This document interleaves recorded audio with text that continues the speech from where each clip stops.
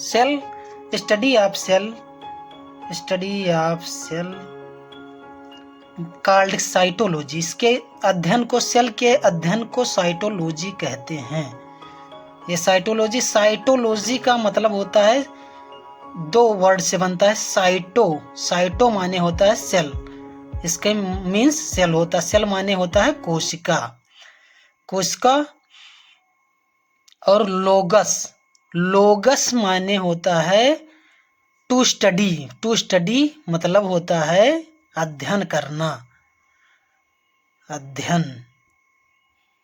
कोशिका के अध्ययन को साइटोलॉजी कहते हैं। इसके अध्ययन को, कोशिका के अध्ययन को साइटोलॉजी कहते हैं। आइए इसकी खोज रॉबर्ट हुक मतलब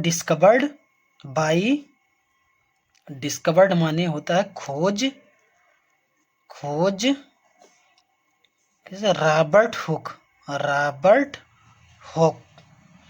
रॉबर्ट हुक ने किया। और एक रॉबर्ट हुक 1665 ईस्वी में इलेक्ट्रॉन माइक्रोस्कोप से इसको डिस्कवर्ड किया था। ठीक है। इसका सिद्धांत मतलब सेल थ्योरी किसने दिया? सेल थ्योरी दिया है स्लाइडेन और स्वान ने सेल थ्योरी दिया है। एग्जाम के पॉइंट ऑफ व्यू से मोस्ट इम्पॉर्टेंट क्वेश्चंस बनते हैं। नीट में भी क्वेश्चन ये पूछा गया है। ये board exam UP board class 12 class 10 में पूछा गया है। कौन सी है? सबसे छोटी कोशिका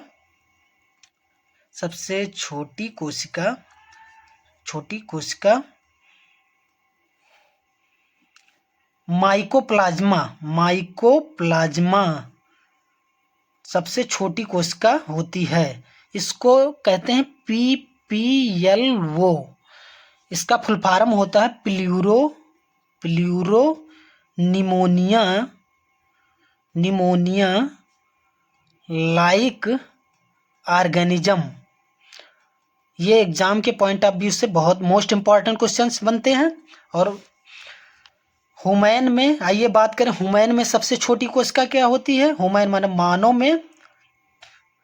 मानव में सबसे छोटी कोशिका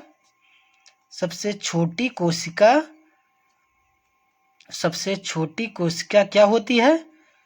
स्पर्म माने होता है शुक्राणु। ह्यूमन का शुक्राणु होती है सबसे छोटी कोशिका। ठीक है, आप लोग लिख लीजिएगा किसी डिक्शनरी वगैरह में। ह्यूमन में सबसे बड़ी कोशिका फीमेल में अंडाणु होता है। अंडाणु जिसको इंग्लिश में ओवा भी कहते हैं। ह्यूमन की सबसे लंबी कोशिका क्या होती है? ह्यूमन में सबसे लंबी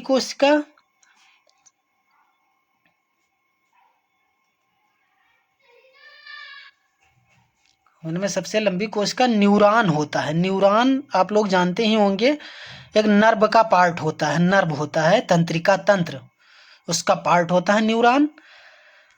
आप लोगों को कंफ्यूजन होगा कि बड़ी और लंबी में डिफरेंशिएशन क्या है, मतलब अंतर क्या है। तो जैसे कुतुब मीनार को लंबा आकार में लिया गया है और लाल किला को बड़े क्या शेप में लिया गया है। ये फिर क्वेश्चन पूछा जाता है कंपटीशन के पॉइंट ऑफ व्यू से कि कौन सी ऐसी कोशिका है जिसमें विभाजन नहीं होता है। आप लोगों को कोई मतलब गेस हो तो बताइएगा हमारे कमेंट बॉक्स में लिख के। हम मतलब नेक्स्ट क्लास में इसका डिस्क्रिप्शन करेंगे, एक्सप्लेनेशन करेंगे। ठीक है, बताएंगे। ये क्वेश्चन आप लोग नोट कर लीजिएगा। जिसको आता होगा वो कमेंट में डिस्क्रिप्ट कीजिएगा। और आप लोगों के मन में एक क्वेश्चन उठता होगा कि सबसे तेज विभाजित होने वाली कोशिका आप लोग जानते होंगे, मैं एक्सपेक्ट करता हूँ, फिर भी मैं बता दे रहा हूँ कि तेज विभाजन होने मतलब करने वाली कोशिका है हमारे बॉडी में लीवर। इसको कोई भी डिफेक्ट, कोई कोलेस्ट्रॉल वगैरह या कुछ भी हो जाता है, कोई भी प्रॉब्लम हो जाती है, तो लीवर जो है ये रीजनरेशन की पावर, इसमें लीवर जो होता है, लीवर में रीजनरेशन पावर बहुत होती है। रीजनरेशन क्या होता है? रीजनरेशन की कैपेसिटी बहुत होती है, पावर होती है। और मतलब बॉडी में केवल लीवर ही कि ऐसा मतलब आर्गन है, अंग है जिसमें रीजनरेशन पावर होती है। ठीक है, लीवर का काम होता है डाइजेशन करना। ठीक है, अब आइए हम एक एग्जांपल लेते हैं कमरे के एग्जांपल से कि बॉडी के मतलब पार्ट कैसे बनते हैं, हमारी बॉडी कैसे बनती है। आइए, जैसे कमरे में एक ईंट होता है, कमरे का बेसिक यूनिट ईंट होता है। ईंट से मिलकर हमारी दीवार बनती है, दीवार जिसको वॉल कहते हैं, वॉल, इसको ब्रिक कहते हैं, ब्रिक। ठीक है, फिर दीवार मिलके सिस्टमैटिक तरीके से कमरा बनाता है, कमरा बनाता है। और कमरा पूरे कमरे को सिस्टमैटिक तरीके से मतलब लिख के करेंगे तो घर बनाएगा, घर। उसी तरह हमारी बॉडी में कोशिका, ईंट के जगह पे कोशिका की मतलब बॉडी की बेसिक यूनिट होती है कोशिका, जिसको सेल बोलते हैं। फिर सेल ग्रुप मिला के काफी कोशिका मिलके ऊतक बनाती हैं, जिसको टिश्यू बोलते हैं, ऊतक, इसको टिश्यू बोलते हैं, टिश्यू। फिर ग्रुप मिलके मतलब ऊतक का ग्रुप मिलके अंग बनाता है, अंग का ग्रुप मिलके अंगतंत्र बनाता है, अंगतंत्र। इसको आर्गन बोलते हैं, इनको आर्गन सिस्टम, इसको आर्गन बोलते हैं, इसको आर्गन सिस्टम बोलते हैं। फिर अंगतंत्र मिलके हमारी जो है बॉडी की संरचना बनाती है, बॉडी बना लेती है, पूरी बॉडी मतलब शरीर बनाती है, जिसको हिंदी में शरीर बोलते हैं। आइए हम स्ट्रक्चर के बेस से समझते हैं, सेल के स्ट्रक्चर के बेस से। तो सेल जो है, हम सेल के ओवरव्यू में बात करते हैं तो आप लोग को पता होगा कि सेल के अंदर का जो लिक्विड भरा होता है उसको साइटोप्लाज्म कहते हैं। ये जो लिक्विड होता है, इससे लिक्विड फॉर्म होता है, इसको साइटोप्लाज्म कहते हैं, साइटोप्लाज्म इसको बोलते हैं, साइटोप्लाज्म। साइटोप्लाज्म को हिंदी में कहते हैं कोशिका द्रव्य, कोशिका द्रव्य, इसको हिंदी में कोशिका द्रव्य कहते हैं। और इसको जो ये न्यूक्लियस के अंदर जो प्लाज्मा भरा होता है इसको न्यूक्लियोप्लाज्म कहते हैं, न्यूक्लियोप्लाज्म बोलते हैं। इस न्यूक्लियो में इसको कहते हैं हिंदी में केंद्रक द्रव्य, केंद्रक द्रव्य करते हैं। न्यूक्लियोप्लाज्म और साइटोप्लाज्म के फैक्ट के अबाउट में बात करते हैं। तो जैसे एक क्वेश्चन होता है कि प्रोटोप्लाज्म बोला जाता है, प्रोटोप्लाज्म क्या होता है? प्रोटोप्लाज्म इसको हिंदी में कहते हैं जीव द्रव्य, जीव द्रव्य। ये क्या होता है? तो यहीं से आपको हम डिफाइन करेंगे कि जीव द्रव्य क्या होता है। जीव द्रव्य जो होता है ये न्यूक्लियोप्लाज्म, न्यूक्लियोप्लाज्म मतलब कोशिका के अंदर, साइटोप्लाज्म, साइटोप्लाज्म मतलब कोशिका के अंदर का प्लाज्मा, ये दोनों मिलके हमारा जो है प्रोटोप्लाज्म बनाता है, ये बनाता है प्रोटोप्लाज्म। ये बहुत फैक्ट वाली बात है। ये जो है कंपटीशन के पॉइंट ऑफ व्यू से ये क्वेश्चन मतलब काफ़ी इंपॉर्टेंस बनता है कि प्रोटोप्लाज्म क्या होता है। तो यही बताएंगे कि न्यूक्लियोप्लाज्म और साइटोप्लाज्म मिलके प्रोटोप्लाज्म बनाता है। ठीक है, अब आइए सेल के आर्गन मतलब सेल ऑर्गेनेल्स, कोशिका अंग के अबाउट में बात करते हैं। इसमें कई मतलब कुछ स्ट्रक्चर हम बनाए हैं, जैसे ओवरव्यू की बात कर रहे हैं, ज़्यादा डीप नहीं जा रहे हैं। देखिए पहले क्या होता है कि हमारा जो ये जो मतलब सीसर शेप्ड है, ये होता है माइटोकॉन्ड्रिया, माइटोकॉन्ड्रिया, माइटोकॉन्ड्रिया। माइटोकॉन्ड्रिया की वजह से नॉर्मल में ओवरव्यू में बात करते हैं। माइटोकॉन्ड्रिया क्या होता है? इसको power house of the cell भी बोलते हैं। माइटोकॉन्ड्रिया को हम क्या बोलते हैं? Power house of the, power house of the cell, मतलब सेल को एनर्जी माइटोकॉन्ड्रिया बना के देता है, इसलिए power house of the cell बोलते हैं। ठीक है, और इसमें जो है बात करते हैं अंतः प्रतिबी जालिका के बारे में। तो ये 2 प्रकार के होते हैं। ये अंतः प्रतिबी जालिका 2 प्रकार के होते हैं। एक होता है स्मूथ होता है, जिसको बोलते हैं चिकनी अंतः प्रतिबी जालिका। चिकनी अंतः प्रतिबी जालिका इसलिए बोलते हैं क्योंकि इस पे राइबोसोम नहीं पाया जाता। अंतः प्रतिबी जालिका इसलिए चिकनी अंतः प्रतिबी जालिका बोलते हैं। ठीक है। और ये जो होती है, ये होती है खुरदुरी अंतः प्रतिबी जालिका होती है। इसलिए खुरदुरी होती है क्योंकि इसके ऊपर राइबोसोम लगे होते हैं। राइबोसोम का मेन काम होता है प्रोटीन सिंथेसिस करना। ये राइबोसोम होता है। राइबोसोम का मेन काम क्या होता है? राइबोसोम का प्रोटीन सिंथेसिस करना, प्रोटीन को बनाना। सिंथेसिस मतलब बनाना होता है। प्रोटीन सिंथेसिस मतलब बनाना, निर्माण करना। ठीक है। आइए हम बात करते हैं, ये सेल वॉल होती है, लेकिन ये एनिमल में इसको सेल वॉल नहीं बोलेंगे, प्लाज्मा मेम्ब्रेन इसको बोलते हैं। एनिमल के केस में प्लाज्मा मेम्ब्रेन, क्योंकि जो होते हैं प्लांट में सेल वॉल होता है, एनिमल में प्लाज्मा मेम्ब्रेन होती है।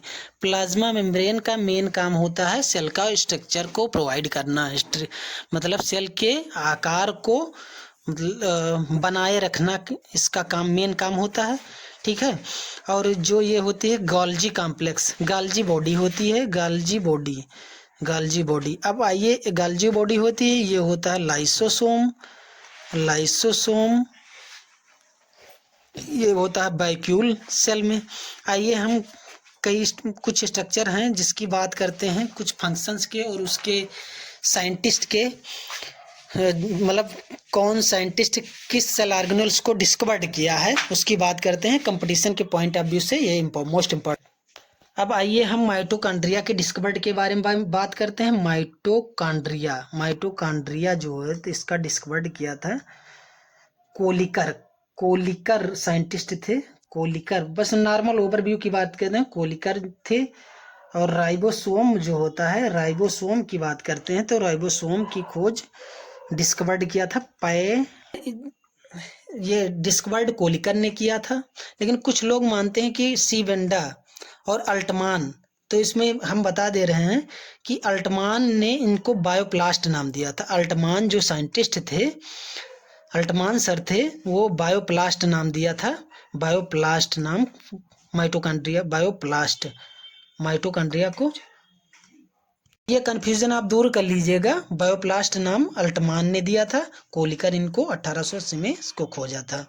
ठीक है। अब आइए राइबोसोम की बात करते हैं। राइबोसोम की खोज जो है पैलाडे ने किया, पैलाडे साइंटिस्ट थे। फिर हम बात करते हैं एंडोप्लाज्मिक रेटिकुलम। हम नॉर्मली ओवरव्यू की बात करते हैं। Endoplasmic short form endoplasmic reticulum, अंतः प्रतिबी जालिका, जिसकी खोज के.आर. पोर्टन ने किया था। के.आर. पोर्टन ने किया था, ये के.आर. पोर्टन ने किया था इसकी मतलब खोज। फिर हम बात करते हैं न्यूक्लियस की खोज। न्यूक्लियस की खोज रॉबर्ट, आप लोग जानते होंगे, रॉबर्ट ब्राउन ने किया था। फिर हम खोज करते हैं न्यूक्लियस के अंदर एक डेंस शेप स्ट्रक्चर पाया जाता है, स्फेरिकल शेप होता है, न्यूक्लियोलस जिसको बोलते हैं न्यूक्लियोलस की खोज फोंटाना ने किया था। ये बहुत इंपॉर्टेंट है, मोस्ट इम्पॉर्टेंट, ये याद कर लीजिएगा आप लोग, फोंटाना ने किया था।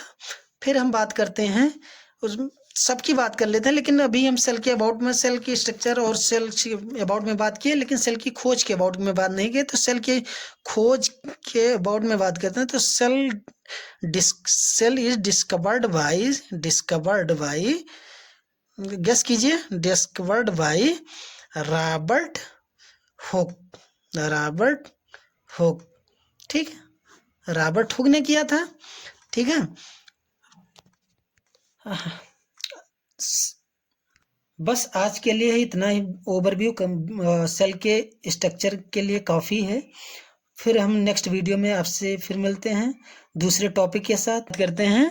या नोट्स आपको मतलब चाहिए होगा तो हम डिस्क्रिप्शन में पिन कर देंगे, आप लोग वहाँ से डाउनलोड कर लीजिएगा। Thank you guys. अब नेक्स्ट वीडियो में मिलते हैं दूसरे टॉपिक के साथ। टाटा। बाय।